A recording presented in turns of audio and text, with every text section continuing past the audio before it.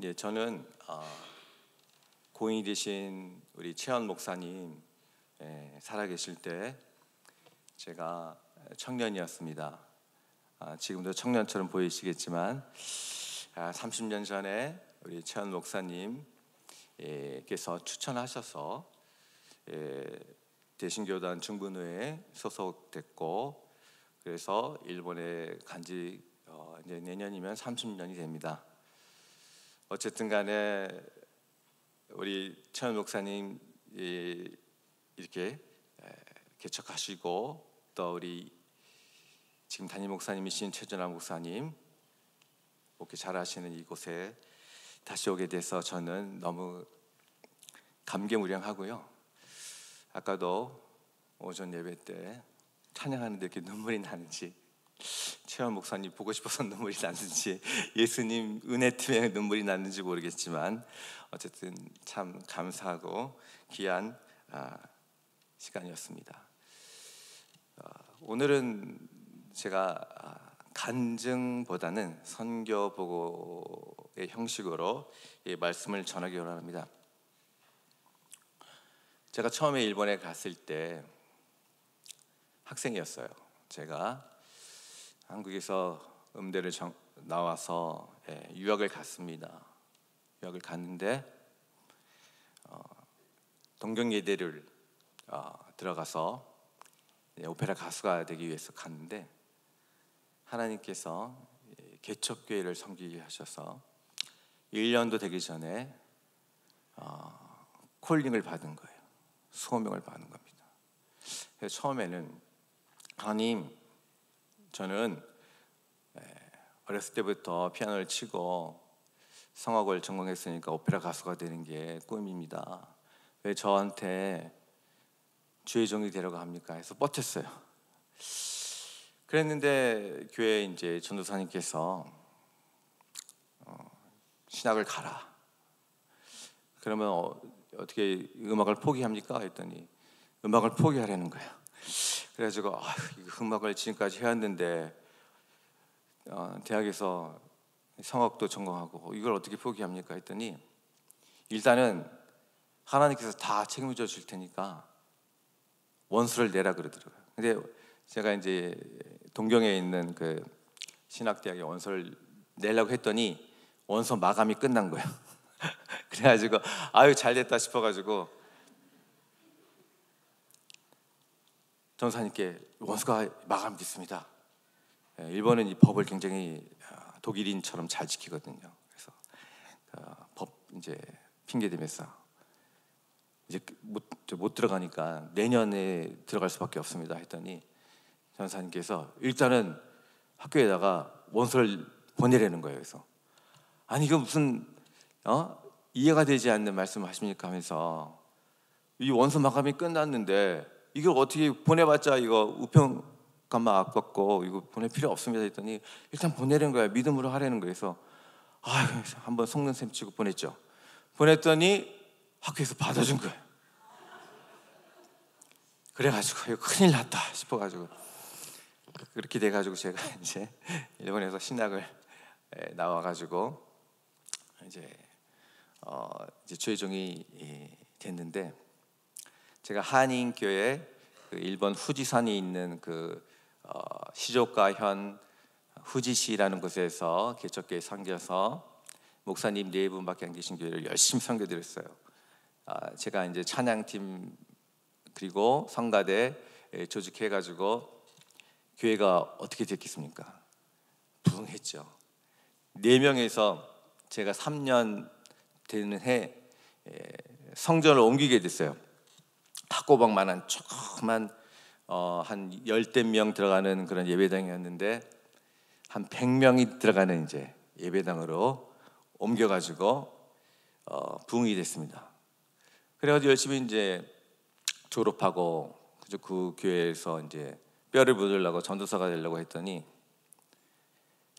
그 목사님께서 일본 분이신데 저를 이제 훈련을 더 받아야 된다고, 좀 큰 교회 가가지고 훈련을 받아라 해가지고 신학교 졸업해가지고 그 교회를 갔죠.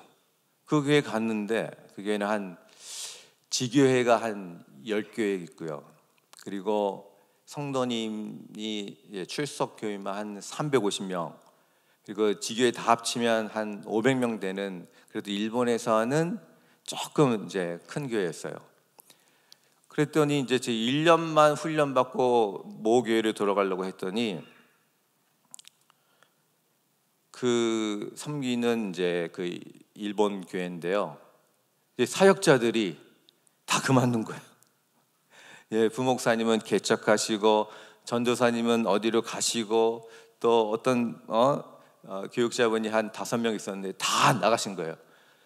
저만 남은 거예요. 그래가지고 저도 빨리 돌아가야 되는데 그 담임 목사님이 송성교사 내 옆에서 좀 같이 도와줘 이러는 거예요. 그래서 제가 마음이 약하니까 알겠습니다, 그러면 제가 도와드리겠습니다 했던 게 13년을 섬겼습니다. 그래 13년 섬겨가지고 그 교회 제가 이제 2대 담임 목사로 이제 그 간서 지방에 다 소문이 나가지고 저 굉장히 그 인지도가 많았습니다. 일본 그 현지인 교단 목사님들한테. 그랬는데 제가 이제 2014년도에 뺑소니 교통사고를 당해요. 그래가지고 그 차를 경찰이 이제 수소문을 하는데 도난차가 된 거예요. 도난차. 그러니까는 차를 훔쳐가지고 가다가 저를 치고 이제 도망간 거예요. 차를 버리고 도망간 거예요. 그래가지고 저는 결국 한 달 동안 입원하고 이제 막 이제 뇌 검사하고 이렇게 하다가 이제 사역이 중요하니까 주의종이 어떻게 하루라도 누워 있을 수 있으냐, 아무리 교통사고가 아니라 교통사고 할아버지라고 해도 이 목회의 생명을 걸어야 된다 해가지고 교회를 탁 갔더니 성도님들이 그렇게 저를 따르고 좋아했던 성도님들이 180도로 싹 바뀐 거예요. 나중에 이제 들어보니까 이 송 선교사는 죄를 많이 지어가지고 교통사고를 당했다. 어떻게 주의 종이 교회 목회를 안 하고 선교를 안 하고 입원할 수가 있느냐 해가지고 성도님들이 다 등을 돌린 거예요. 그렇게 제가 13년 동안 하루에 1시간밖에 안 잤어요. 그 교회는 새벽 3시 59분에 새벽 타임카드가 있어요. 그거를 타임카드를 안 누르면 지각인 거예요. 그 지각이 3번 되면은 한 번 결근이 되고, 그 한 번 결근이 3번이 되면 그 달에 사례비가 없어요. 그러니까는 새벽용 타임카드 그리고 출근용 타임카드가 있고, 철회를 하면은 한 저녁 8시부터 이제 예배 형식으로 기도회를 갔는데 그 다음날 새벽 6시까지 잠을 안 자고 기도합니다. 그러면 토요일 날 그때부터 저는 신방 가기 시작해요. 그리고 노숙자 사역을 했기 때문에 그 노숙자들에게 1대1 제자 양육시키고, 그 다음부터 계속, 그러니까는 금, 토, 일은 거의 잠을 못 잤어요. 3일. 그게 13년 동안 다람쥐 쳇바퀴처럼 계속 그렇게 생활했던 거예요.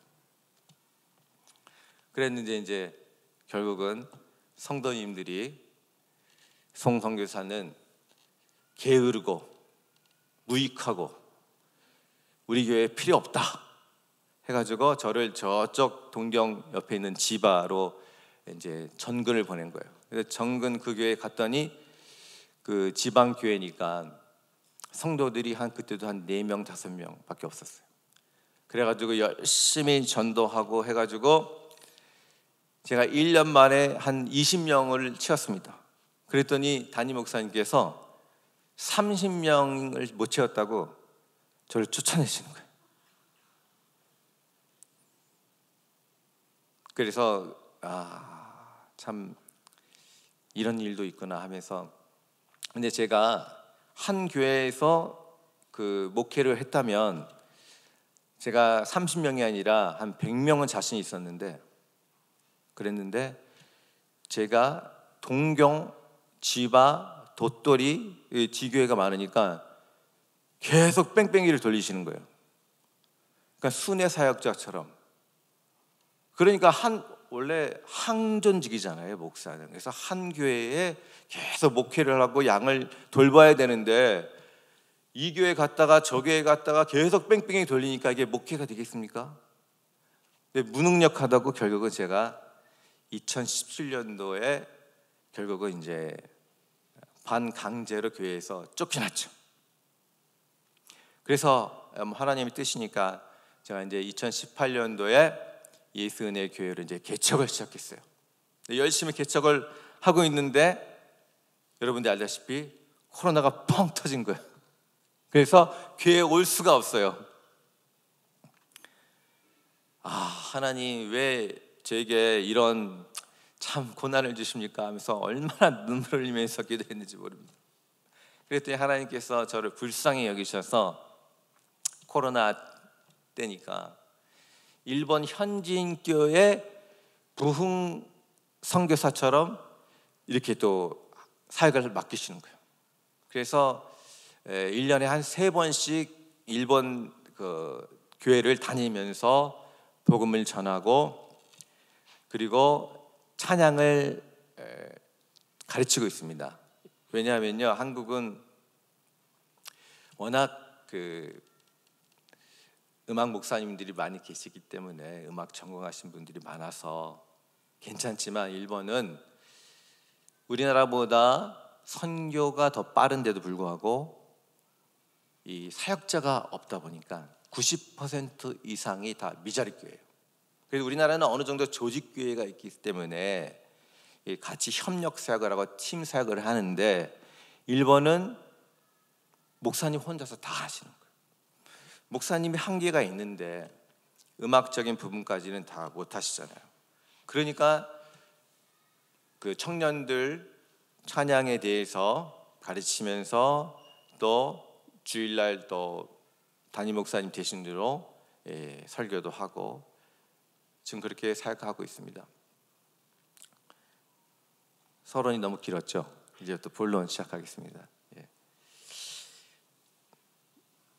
제가 이거 잘 사용을 못하는데 한번 이렇게 보이십니까, 여러분?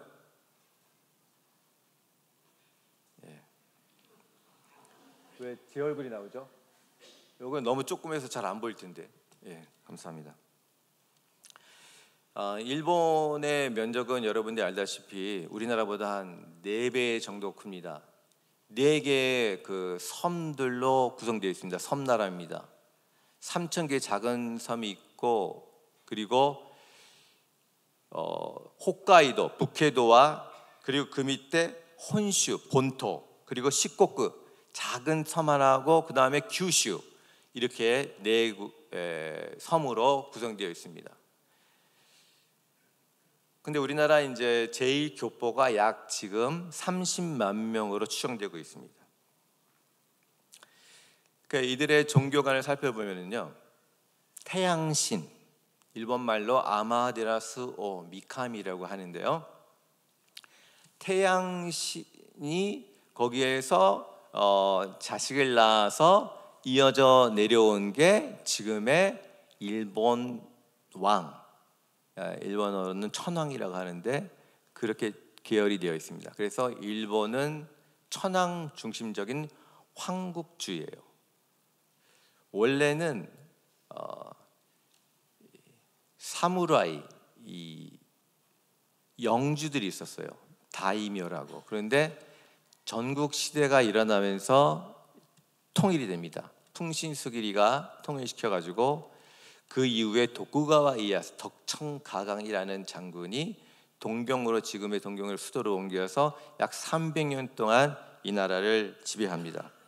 그렇기 때문에 천황은 허수아비, 상징적인 존재였고 실질적으로는 그 무사계급이었던 사무라이들이 지배층을 이루었습니다. 그런데 1868년 명치 유신이 일어나면서 서양 세력이 들어오면서 완전히 이 에도 막부가 무너지고 새로운 세력들이 일어나게 됩니다.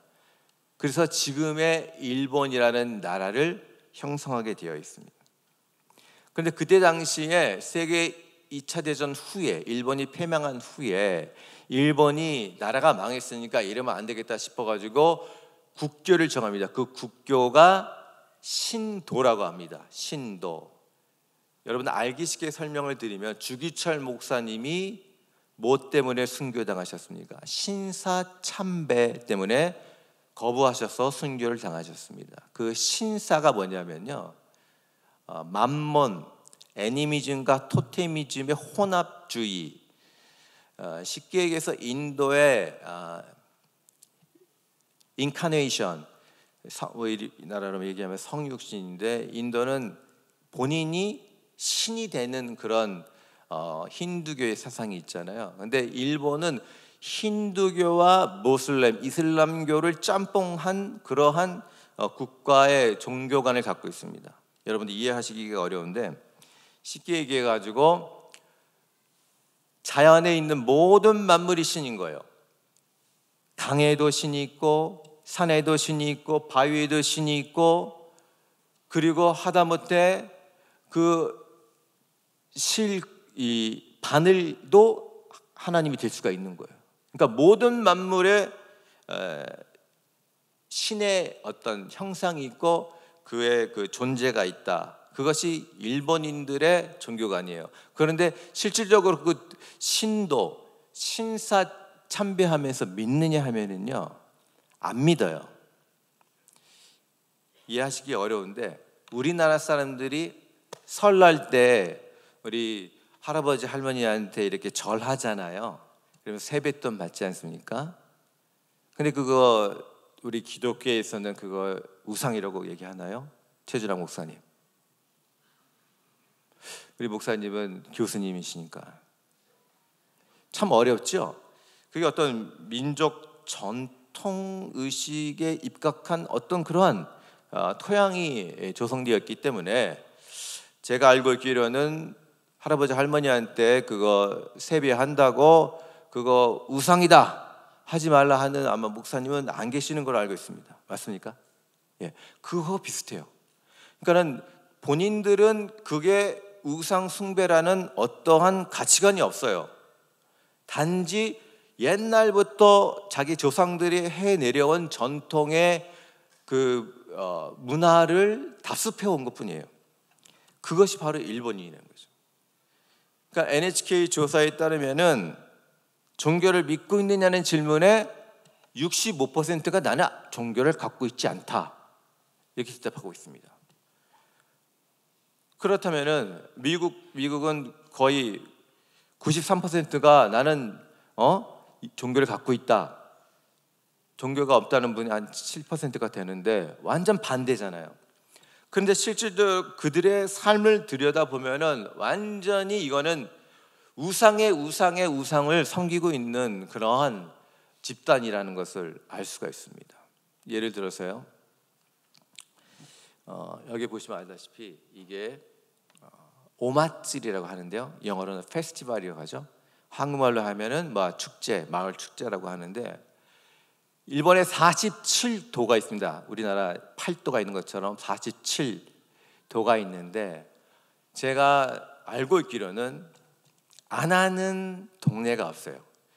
1년에 두세 차례 그 어린아이서부터 할아버지까지 다 마을에 있는 사람들이 이 오마츠리를 하고 있습니다.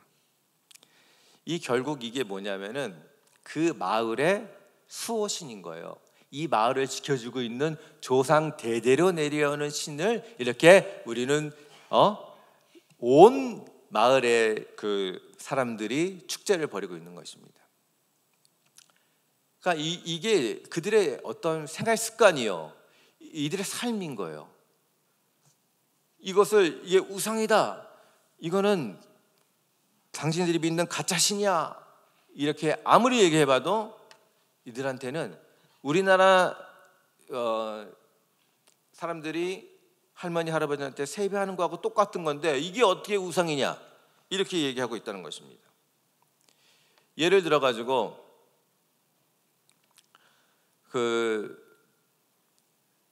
일본의 그 마을 회관에 가면은 그 할머니 할아버지들이 항상 옹기종기 모여가지고 이렇게 모임을 갖습니다. 그 모임 자체가 잘못된 건 아닌데, 항상 보면은 마을 회관도 그렇고 그 집도 마찬가지고 골목 어기어기마다 돌부처 같은 게 다 있어요. 돌부처가 없으면은 무슨 이렇게 불상 같은 그런 것이 있는데, 거기에 이분들이 항상 손을 모아서 이렇게 기도를 해요. 그러니까 쉽게 얘기해가지고, 이게 뭐 우리나라 예전에 그 성황당에서 이렇게 돌 쌓아놔가지고 이렇게 하는 거하고 좀 비슷한 것 같아요. 그런데 이건 우상이야, 이건 살아있는 신이 아니야, 이렇게 백날 얘기해봤자 이들한테는 통하지 않는다는 거예요. 자, 보겠습니다. 자, 이게 불단, 가미다나, 신사의 그 중심은 신도에서 이렇게 무슨 단을 만들어 가지고 하얀 무슨 종이 위패를 세워 가지고 거기다가 이제 조상신을 섬겨요. 이게 제가 하루에도 신방을 진짜 많이 다녔는데, 일본 교회 섬길 때 없는 집이 없어요. 제가 가면은 일단은 이 불단을 없애는 일을 먼저 해야 되는데, 이거를 만약에 제가 그냥 섣불리 없애면은 교회를 떠나는 거죠. 쉽게 얘기해가지고, 예수 그리스도가 우리들한테는 구세주요, 우리들한테는 구속주요, 우리한테는 부활주요, 우리는 재림주요, 우리한테는 모든 삶에 있어서의 모든 것인데, 그들한테는 800만의 그 신들 중에 하나라고 보는 거예요. 그러니까 일본이 이 세 번째로 신을 많이 갖고 있는 나라입니다. 그러니까 800만 중에 한 명이니까 그리스도를 다 교를 알아요. 알지만 그래, 예수님, 그러니까 이슬람이 예수님을 선지자로 보는 것처럼 그렇게 보고 있다는 거예요.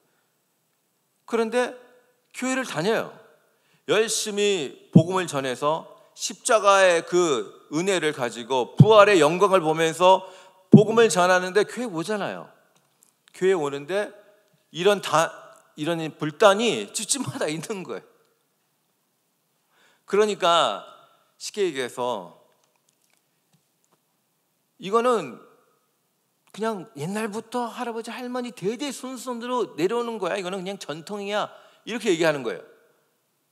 그거를 이제 이들의 어떤 지금까지 박혀있는 의식을 빼서 성경적인 말씀을, 복음을 심어주려고 그러니까 거기서 부딪히는 거죠, 영적으로. 그러니까 쉽게 얘기해서 일본은 영적 전쟁을 매일매일 하고 있는 거예요. 그러니까 하루에 3시간 이상 기도 안 하면은 한국에 유명한 목사님들 많이 오셨습니다. 여의도 순복음교회 조영기 목사님을 비롯하여 신영길 목사님, 피종진 목사님, 뭐 기라성 같은 목사님들이 많이 오시는데, 일본에 오면은요 기도가 안 된대. 왜 기도가 안 되겠어요? 마을 어기어기마다 그리고 집집마다 다 저런 게 있는 거예요. 우상을 다 갖고 있는 거예요. 그러니까는 쉽게 얘기해서 영적 전쟁에서 이겨야 되는데, 제가 죄송합니다, 제 얘기를 해서. 그때 교회 일로 인해 가지고 제가 너무 마음이 힘들어서 40일 금식 기도를 했습니다. 40일 금식 기도를 하는데 제가 지금은 70 몇 킬로인데 한 60kg, 한 20kg 이상 빠지더라고요. 근데 그렇게까지 기도하는데 정말 간절히 무릎 꿇고 하나님만 바라보면서 40일 금식 기도하면서, 하나님, 이 일본의 그 전도의 문을 열어주십시오, 부흥의 문을 열어주십시오 기도하는데, 하늘의 문이 조금 열렸어요. 조금 열렸는데 갑자기 아주 캄캄한 세력들이 그 온 하늘을 덮는데, 제가 40일기도 해가지고 뚫렸는데 이 어둠의 세력들이 그걸 금방 막더라고요. 그러니까 이게 최진락 목사님 말씀하셨듯이 모든 선교사의 무덤이다. 그래서 보통 한국 선교사님들이 역동적으로 복음을 전합니다. 지금 네팔에 계시는 권태영 선교사님 제가 잘 아는데, 니가따에서 그 프랭카드로 돌아다니면서 그 니가따 일대를 그 매일매일 들으면서 이렇게 하셨지만, 이게 이제 일본 선교가 이제 선교사님들이 한계가 있는 거예요. 그러니까는 번아웃 돼가지고 그냥 탈진해 버리는 거예요. 탈진. 목회자도 너무 목회에 열심히 하면 자기도 모르는 사이에 이제 번아웃이 되죠. 그렇기 때문에 우리나라 교회는 목사님들이 안식년이라는 게 있는 거예요. 근데 일본 교회는 안식년은커녕 안식월도 없어요. 그러니까 목사님들이 뭐 진짜 소규모로 밀자리 교회인데, 진짜 뭐 어느 시골에 가면은요 4명 5명 놓고 30년 40년 목회하시는 분들, 존경스럽죠. 생활은 안 되죠. 당연히 안 되죠. 사례비도 없죠. 쉽게 얘기해가지고 일본 교회는 목사님이 어떻게 목회를 해야 되냐면요, 만약에 대전 새벽교회에 많은 성도님이 계시는데 그 중에서 가장 가난한 두렵던 그 과부 같은 그 성도님이 계셔요. 그러면 그 성도님과 똑같은 생활 수준을 가지시고 목회를 하지 않으면은 성도님이 다 떠나가요. 청렴 결배, 이거 옛날에 우리나라 500년 전 조선시대 얘기인데, 일본은 그렇게 목회를 해야지만 존경받는 목사님이 되는 거예요. 그렇기 때문에 목회자 후보생이 왜 안 나오느냐?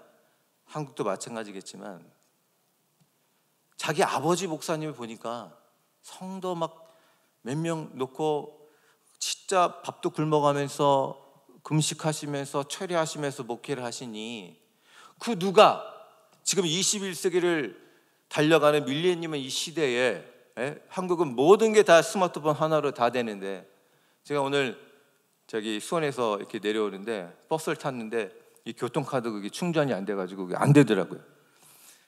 근데 다들 다 삐삐삐 해가지고 다 그냥 할아버지 할머니들 이렇게 잘하시는지, 와 대단한 나라다 생각했죠. 일본은요, 나라에서 돈을 줄 테니까 제발 스마트폰을 이용하세요. 한국 돈으로 한 20만 원, 30만 원 이렇게 포인트 줄 테니까 이 디지털 좀 해주십시오 해도 아직 반 이상이, 전국민 1억 2,500만 명인데 반 이상이 아직 등록을 안 하고 있습니다. 왜냐면요, 그들은 그게 편한 거예요. 장인 정신이 투철하기 때문에 도장 문화가 소중한 거예요. 그만큼 전통에 사로잡혀 있는 그런 나라다, 국민이다, 이렇게 이해하시면 좋겠고요. 결국은 일본 선교가 왜 어려웠냐면요, 이들은 개혁, 변화를 모릅니다. 이번에 죄송합니다. 정치 얘기를 하고 싶은 얘기가 아니라 아시다시피 야대 여소가 되지 않습니까? 근데 일본은 지금 자민당이라는 데가 있는데 그 자민당이 계속 집권하고 있어요. 딱 한 번 민주당이 한 번 됐다가 계속 자민당이에요. 왜 그럴까요? 국민들이 민주당의 어마어마한 그런 국민들 위해서 혜택을 주겠다 해가지고 한 번 했다가 이게 안 바뀌니까 도로 여당으로 돌아가지고 그게 계속 지금까지 이어지는 거예요. 그 우리나라는 지금 뭐 의사분들이 지금 그러고 있지 않습니까? 뭐 그 찬성 반대 그걸 떠나서 어쨌든 우리나라 사람들은 불의를 보면 못 참지 않습니까?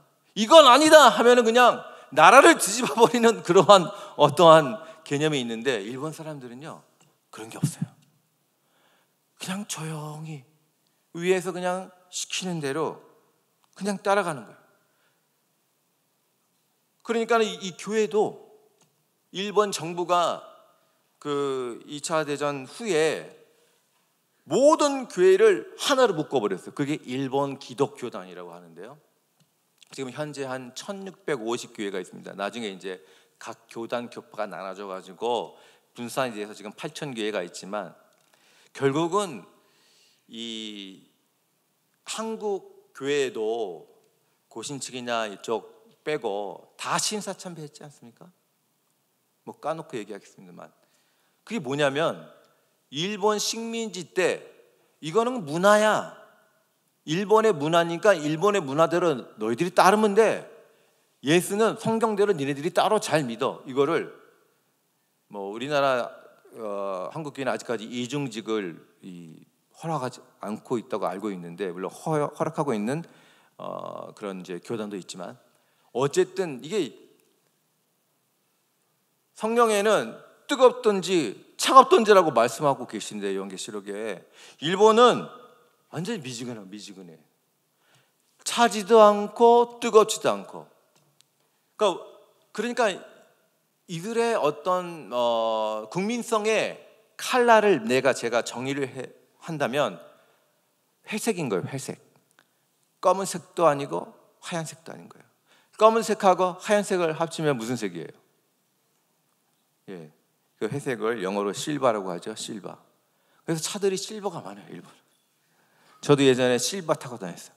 왜냐하면 이 실바 타고 다니면 열심히 일한다, 성실하다, 이게 나타내기 때문에 그렇습니다.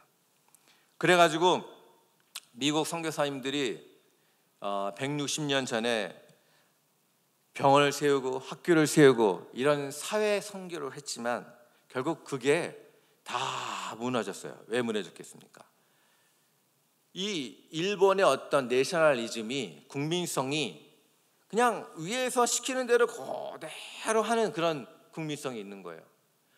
그러니까 거기가 잘못됐다 그러면은 이거를 바꿔야 되는데, 개혁을 하고 변화를 줘야 되는데, 이들은 그거에 동의를 안 하는 거예요. 바뀌면 뭐해, 그거지, 이런 식으로 한다는 거죠. 그렇기 때문에 일본에서 이게 교회에도 똑같이 들어온 거예요. 일본의 어떤 모든 사회적인 풍토나 분위기나 이런 것이 똑같이 교회에 들어오다 보니까, 일본 기독교단은 목사님들이 기호식품이라고 해가지고 천주교랑 똑같이 신부님들이 포도주 마시지 않습니까? 신부님들이 담배 피우지 않습니까? 그들의 사상은 기호식품, 하나님 주신 건 다 좋다 이거죠. 일본 기독교단 목사님들을 보면은요, 그렇게 지내고 계세요. 우리 보수주의 이제 교회에서는 쳐다도 보지 말라고 하는데, 그들은 그것이 그냥 자연스럽게 들어가 있다는 거죠. 뭐 신학적으로 얘기하면 자유주의 신학이죠. 리베라르가 그냥 독일의 신학주의가 들어와 가지고 그냥 차지한 거예요. 그래서 일본은 세 파트로 나눕니다. 자유주의 신학, 일본 기독교다. 그 다음에 복음주의 신학, 그 다음에 이제 오순절적 이 펜테코스테 신학이 이렇게 나눠져 있습니다. 그래가지고 그들에게는 구원의 확신이 없어요. 물론 바울 선생이 얘기했죠. 우리는 푯대를 향하여 경주에 경주를 다하는 거다. 구원의 완성은 천국 가야 안다.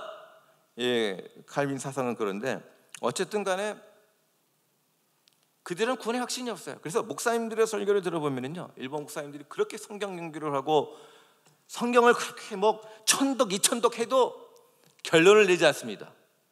왜 그럴까요? 성도 여러분들이 자연스럽게 결론을 내라고 하시는 거예요. 우리 대한민국 목사님들은 다 고학력이잖아요. 박사학위 뭐 2개, 3개 기본적으로 갖고 계시고, 예? 많은 그런 신학을 접하고 계시지 않습니까? 그래서 서론 본론 딱 뭐 아주 그냥 포인트로 그냥 영적 양식을 팍팍팍 이렇게 매겨주시지 않습니까? 일본은요, 그렇게 하면은요, 성도들이 못 버티고 그냥 나가버리는 거예요. 왠지 아세요? 한 목사님이 갖고 있는 이 신학적인 사상을 주입시키지 말라는 거예요. 내가 스스로 성령을 통해서 은혜 받고 내가 예수님 만난 거 그 감격의 기쁨을 가지고 내가 신앙생활 잘할 테니까 목사님 그렇게 신학적으로 설교하지 마세요. 그러니까 한국 선교사님들이 배운 신학이 얼마나 깊지 않습니까? 넓고 깊고 한데 일본에서는 통하지 않는 거예요.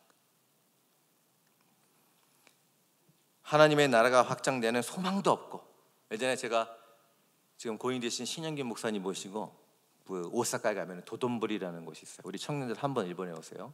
제가 안내해 드릴게요. 도돈보리에 가면은요, 그 어마어마한 그 유흥업소들이 많고, 그런데 번화가인데 그 충영교회 목사님하고 이렇게 가셨어요. 근데 신영교 목사님이 갔다 오시고, 목사님들 어땠어요? 그러시더라고요. 그 하나같이 하시는 목사님들이, 젊은 청년들이 소망이 없다, 꿈이 없다, 눈빛만 봐도 알죠. 그러니까 우리나라 대한민국은, 죄송합니다, 저도 한국 사람이지만 좀 우리나라 흉을 좀 보겠습니다. 대한민국에 딱 들어오면요, 비행기 타고 탁 내리면요, 공기가 틀려요. 무슨 공기가 틀릴까요? 와,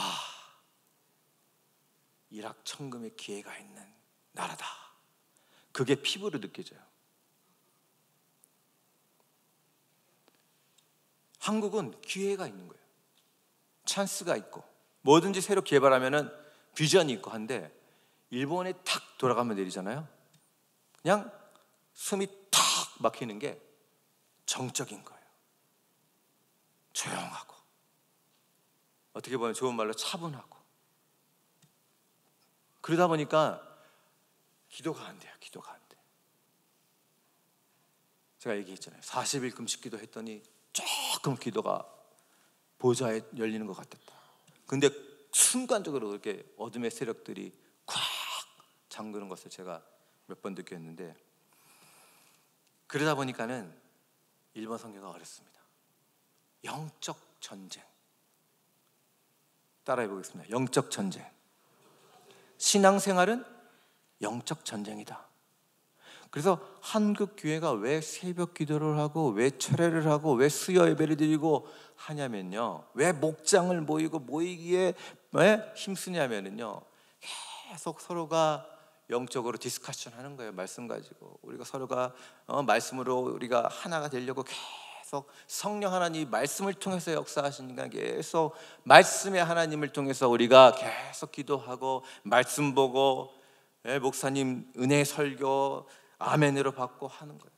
모이기 힘쓰잖아요. 그런데 일본은요, 죄송합니다, 일본은요 주일 예배 딱 한 번이에요.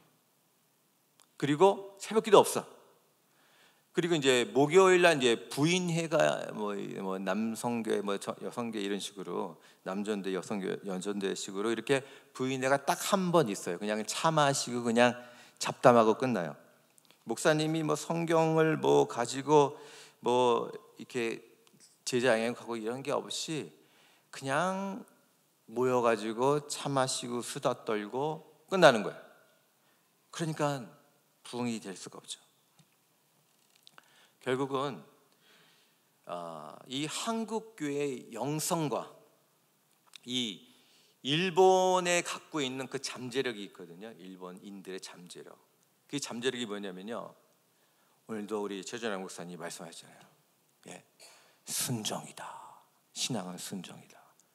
여러분, 신앙은 뭐라고요? 이렇게 목소리가 작아요. 신앙은 순종이다. 예? 순종은 되게 잘해요. 한번 결심하면 이 평행 이동이 거의 없습니다. 일본 분들은.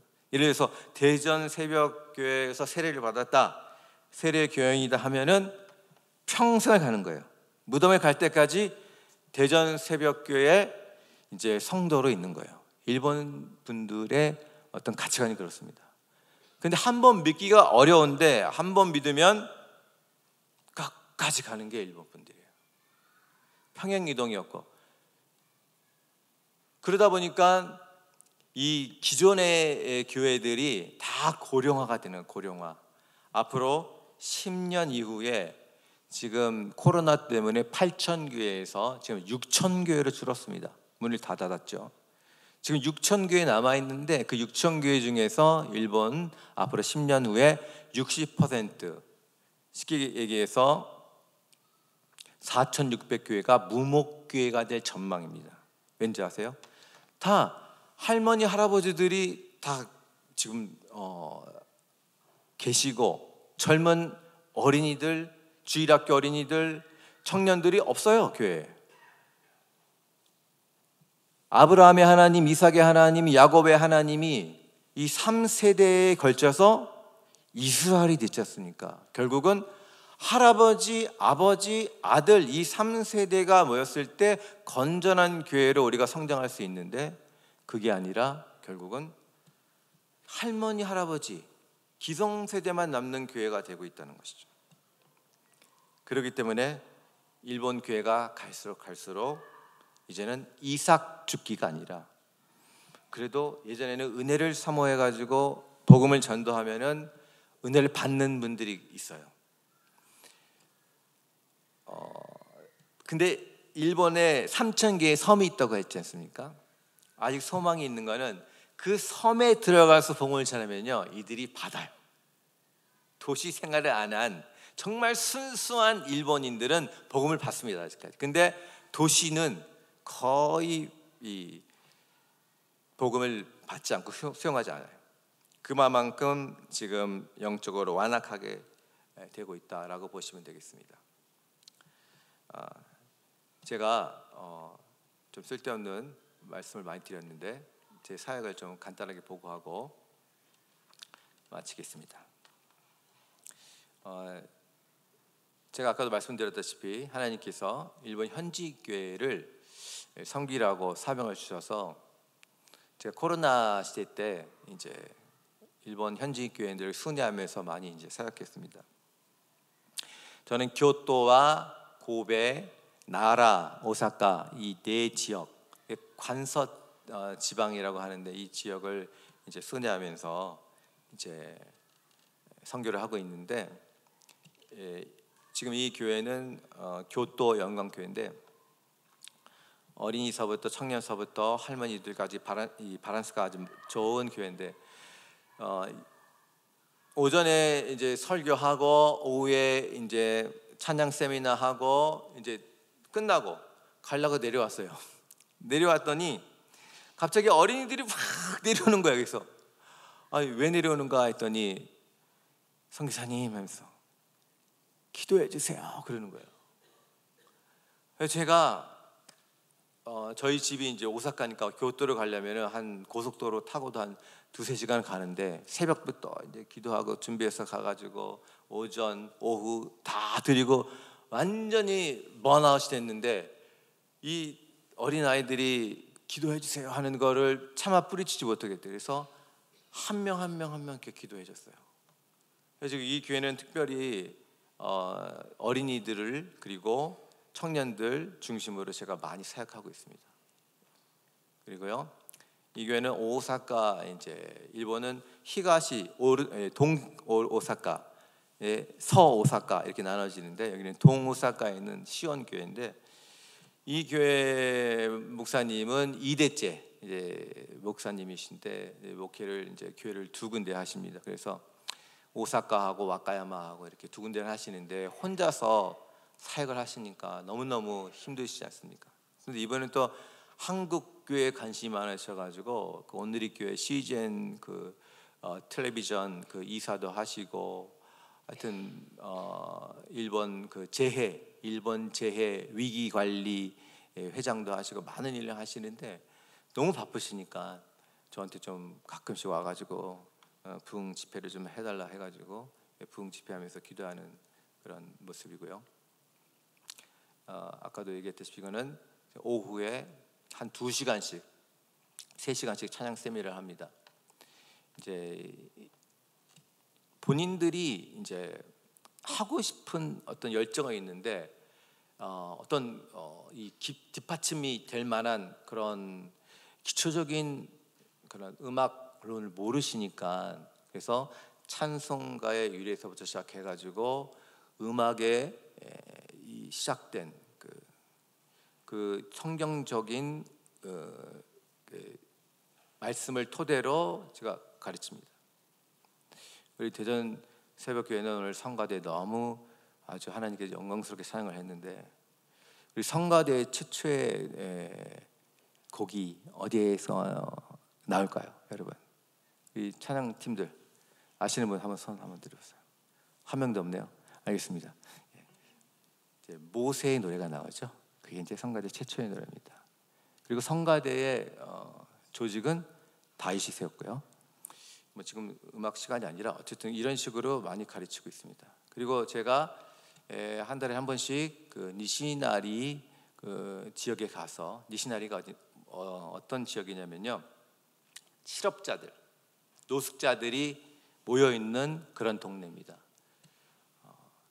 이 니시나리의 노숙자가 전국에서 모이는데요. 왜 모이냐면요, 일본이 1990년도에 거품 경제가 다 끝났습니다. 그래가지고 부동산이 침체되면서 갑자기 실직자가 늘어났어요. 근데 갑자기 이제 오사카가 상업도시이기 때문에 전국에서 일하러 온 사람들이 많이 있었는데, 그 거품 경제가 깨지면서 이들이 일할 곳이 없어져가지고 어쩔 수 없이 그곳에서 한 지역에 그냥 노숙자들이 그냥 우후죽순처럼 생겨난 곳이 니시나리인데, 일본 선교를 하기 위해서는 여기를 꼭 한번 가봐야 돼요.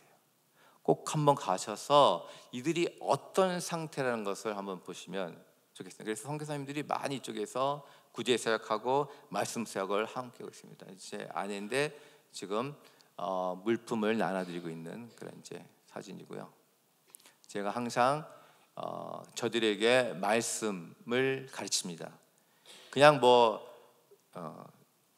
물품으로 뭐 이 음식으로 이렇게 하면은 그것만, 음식이 좋아서 오기 때문에 그게 아니라 말씀을 창세기부터 요한계시록까지 강해 설교하면서 하나하나씩 가르쳐서, 이분들 중에서 세례 받으신 분도 계시고요. 여러분 놀라지 마세요. 이분 중에서 11조 하시는 분도 계세요. 자, 11조 하시는 분들 손 한번 들으세요. 다 하시겠죠? 왜 갑자기 웃으시나요? 11조는 내 믿음의 고백이에요. 믿음의 고백. 제가 오늘 주제를 먼저 그의 나라 의를 구하라, 그러면 이 모든 것 사는 게 더하시 일이야, 이 말씀을 정한 거는요, 제가 1997년도에 파송을 받고 일본에 왔는데, 몇 년 안 돼서 저를 파송한 천안 주님의 교회가 있는데, 그 교회가 부채로, 건축 부채로 문을 닫은 거예요. 그래서 제가 그때 당시에 있는 아파트를 팔아가지고 다 헌금을 드렸죠. 그런데도 그 빚이 지금으로 하면 막 20억, 30억 되는 돈이니까, 그때 당시에는 뭐 2억, 3억 이런 돈이었지만, 그래서 결국은 너무 참 제가 너무 가슴 아프고 그래가지고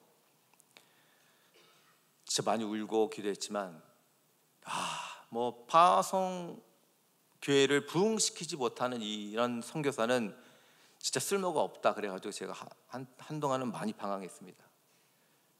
근데 그때부터 저는 25년 동안 자비량 선교로 지금까지 하고 있습니다. 할렐루야. 후원을 한 교회에서도 받은 적이 없어요. 그래서 제가 우리 대전 새벽교회 최장 목사님한테 부탁했는데, 우리 목사님께서 지금 부가화라고 말씀하셔요. 부가화. 어려운 말씀 하시길래 제가 이해를 못하고 그냥 갔지만 워낙 선교를 많이 하시니까, 예? 제가 무슨 말씀을 드리고 싶었냐면요, 그 어려운 일본에서 선교사로 있으니까 하나님께서 먹여주시고 입혀주시고 집도 주시고 찾아주시고 다 주신다 이거죠. 우리 청년들 잘 들으시기 바랍니다. 하나님을 믿는다는 게 뭐예요? 내가 복을 받아야 되는데 그 복이 뭐입니까? 샬롬의 복이잖아요. 샬롬의 복. 네. 아까도 우리 최준학 목사님 말씀하시죠. 에고 에이미 말씀하신 거예요. 에고 에이미. 네. 하나님은 무에서 무로 그냥 존재하시는 분이시잖아요. 근데 그 존재하시는 그분들을 우리가 믿는 거잖아요. 그 믿음의 표적과 기사가 뭐가 있겠습니까? 그것은 하나님을 믿는 그 믿음으로, 그 실제로 이것은 팩트고 이거는 나의 모든 것이라는 것을 확실하게 고백하면서 나아가는 것이 믿음이라는 거예요. 내게 주어지는 것 없어요.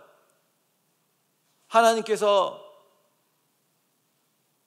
제 이름이 송지웅인데, 지웅아, 내가 너 복을 줄게. 하나님, 저 복 받기를 원합니다. 내 축복받아서 일본 선교 열심히 하겠습니다. 교회도 한 100교회 개척해가지고 일본을 뒤집겠습니다. 제가 청년 때 그러고 갔거든요, 목사님. 그런데요, 와, 일본 교회 이거 개척 하나 하는 게 이렇게 힘든지 몰랐어요. 물론 여러 가지 이유가 있었지만 교통사고도 당하고 코로나도 생기고, 그래도 저는 아직까지 소망을 갖고 있습니다. 제가 이번에 한국에 나온 거는요, 아까도 찬송을 했지만 20년 전에 작사 작곡한 곡들이 있어요. 근데 그때 당시에 이제 김석균 목사님과 최미 사모님이 스튜디오에서 앨범을 만들어서 데뷔를 하라고 하셨는데 사역이 너무 바빠가지고 제가 못했어요. 그리고 많은 한국의 유명한 CCM 송정미를 비롯하여 트리니티 많은 분들이 왔었습니다. 고형원 씨도 같이 찬양한 적도 있고. 그런데 제가 CD를 한 장 못 만들었거든요. 왜요?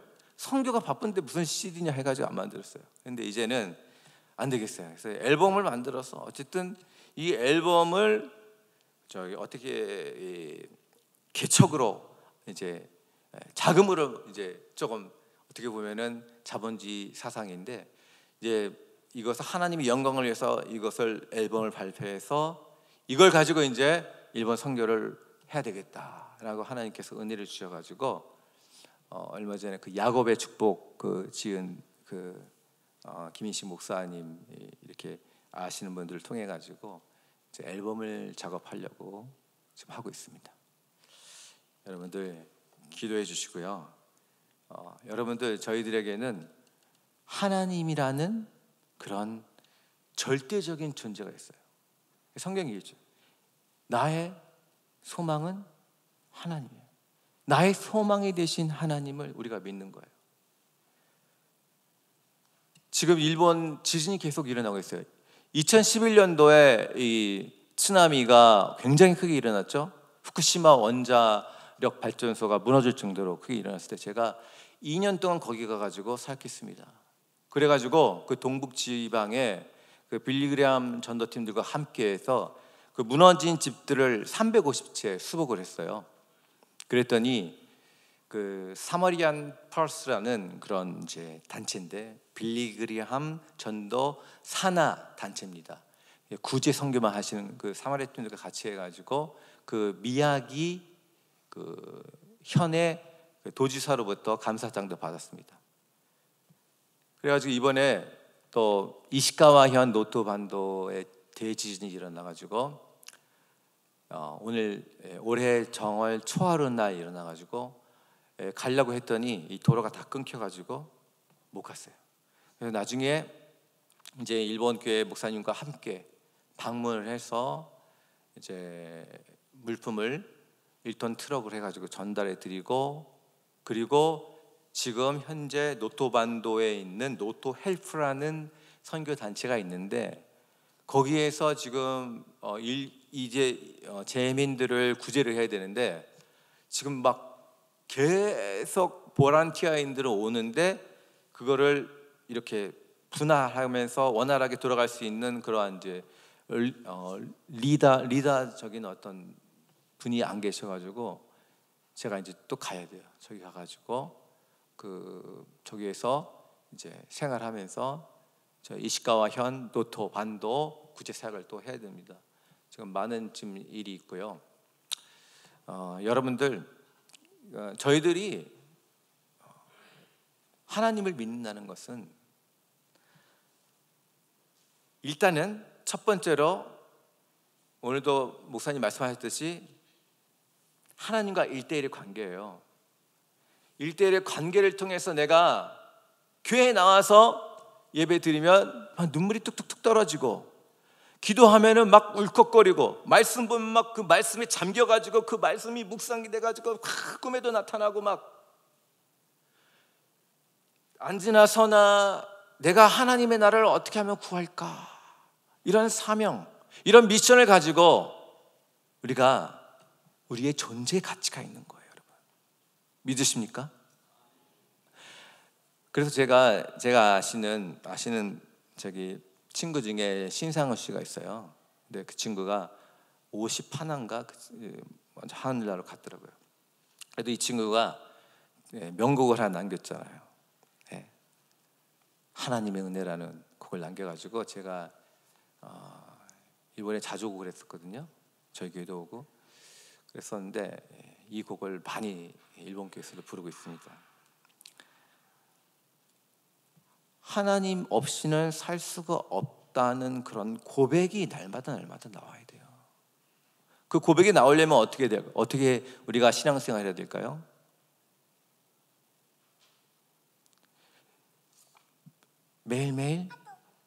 매일매일 성경 보고, 매일매일 기도하고, 매일매일 예배드리고. 저희 가족은 딸만 둘인데 일본에서 다 자랐어요. 지금 두 딸 다 유치원 교사라고 있는데 매일매일 예배드려요. 매일매일 예배드려요. 매일매일 새벽 기도하고 매일매일 예배드려요. 그러면은 우리 딸들이 지금 졸업반도 그래서 막 피곤해가지고 막 졸려가지고 막 꾸벅꾸벅 거려요. 그러면 저희 사모가 막 그냥 혼을 내죠. 그러면 눈을 동그랗게 뜨고, 지금 우리 큰 딸이 28, 둘째 딸이 27인데요. 그냥 엄마 아빠가 예배드리자 하면은 예 하는 거예요. 자, 뭐라고요? 예배드리자 하면 뭐라고요? 예를 좀 길게 하세요. 예 이게 아니라 예 하시는 거예요.